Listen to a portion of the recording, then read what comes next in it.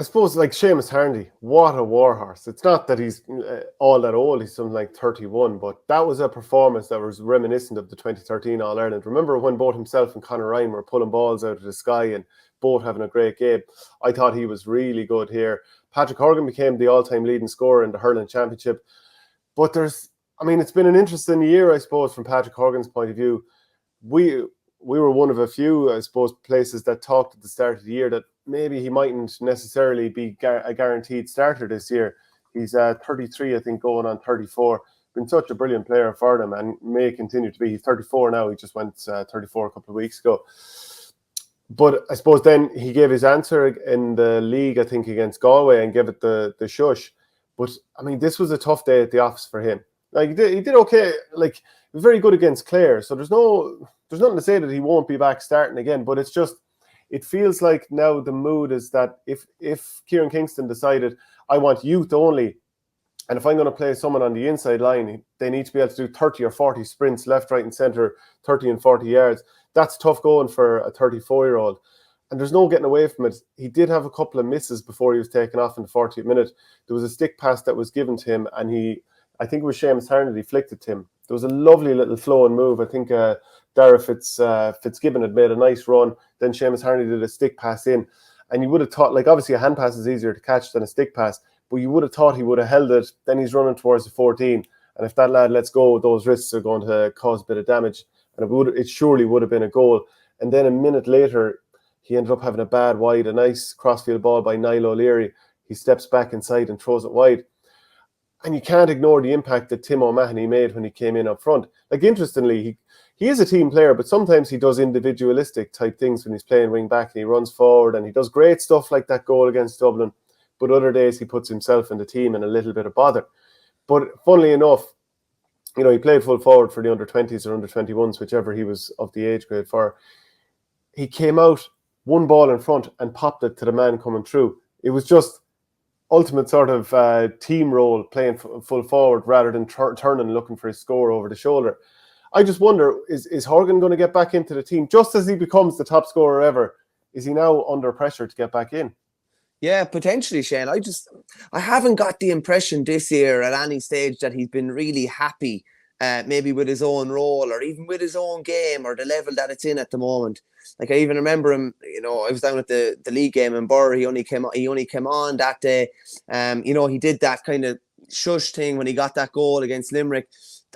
That's kind of uncharacteristic for him. It's signs of a guy that maybe isn't that happy in his game. He doesn't look even standing over frees. I just don't have the same confidence in him at the moment. That's just something I'm looking at myself and I'm thinking, I'm not sure if this lad is at one with his game at the moment. By all accounts from a few people that were down there, I don't think he was particularly happy with being pulled off yesterday. And you're always going to see that, a guy that's played to such a level, had his game so high in recent years, and he's just not hitting those levels. It is very, very frustrating. But you can't take it away from Tim O'Mahony when he came in. And in fairness to the Cork management, they rolled the dice and weren't afraid. The talk had maybe been, do Cork need a big, strong player up in the forward line? And O'Mahony provided that yesterday. Even I remember him hooking and harrying there and winning a free for a Waterford player over carrying at one stage as well. They just looked like a different prospect, didn't they? They looked like a different team. They had that mean kind of edge to them yesterday that we probably thought we'd get against Clare, but they definitely produced it yesterday. Will Horgan start the next day? It's probably a 50-50 call. Like, I think they'd probably be happy enough with Conor Lahan hitting frees, and then it's a matter of how much is Horgan offering you from play. The thing is as well, if he's not particularly happy in his game, maybe like great players like that will not be happy with playing a super sub role. They won't. That's just the nature of it. So the conversations behind the scene, trying to build him back up, whether it's for starting or building him back up to be an impact sub the next day, are going to be really, really fascinating. Yeah, but it's like I said for Tipperary against Clare. There's three brilliant forwards in Jason Ford, John McGrath and Noel McGrath, but three players, none of whom you would say are athletes of the Limerick type. Just to give an example, If you want to drive the other team back physically when they're trying to come out with the ball, I'm not sure you can balance your forward line that way. So in a way, Tipperary were then forced, because of injuries, to throw in all the young lads. and all of a sudden they compete much better with Limerick because you have that athleticism and speed around.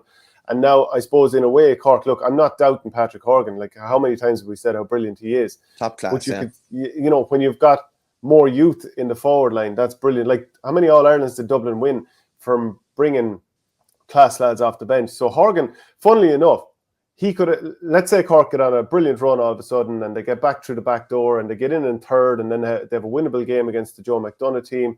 Then they win a quarter-final, and all of a sudden, let's say they get rolling. Meet a Leinster team in the All-Ireland semi-final and get into an All-Ireland, right?